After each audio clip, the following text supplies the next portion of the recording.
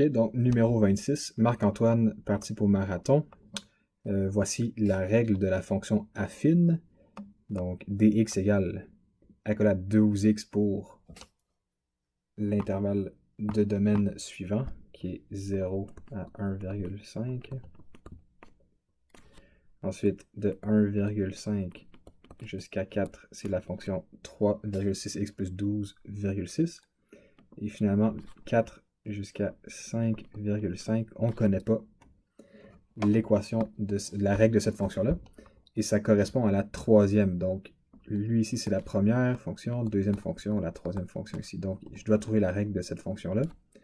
On va faire comme d'habitude, hein, c'est une fonction affine, ax plus b. Donc, première chose que je vais faire pour ce problème-là, c'est ça ici. Donc, première étape, calculer la règle du petit 3. Donc, A, c'est y2 moins y1, on se rappelle, en taux de variation. Donc, ça me donne 42 moins 27 sur 5,5 moins 4. Ça nous donne 15 sur 1,5 qui nous donne 10. Donc, j'ai y égale 10x plus b. Je vais prendre le point 4, 27, le remplacer dans l'équation. 27 égale 10, égale 10 fois 4 plus b. 27 égale 40, 40 plus b. Moins 40 de chaque côté. Moins 40 de chaque côté. Ça me fait 13 qui est égal à b. Donc, la fonction qui nous manquait, la règle de la fonction qui nous manquait, y égale 10x. Oh, c'est moins 13, désolé. 10x moins 13.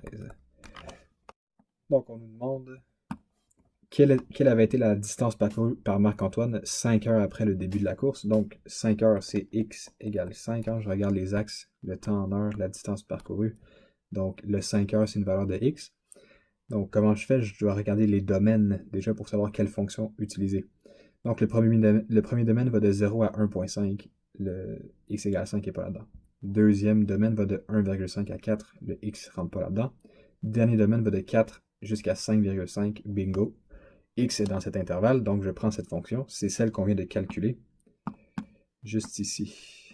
Donc, on va avoir y égale 10 fois 5 moins 13. Ça fait y égale 50 moins 13. Ça fait y égale 37 km.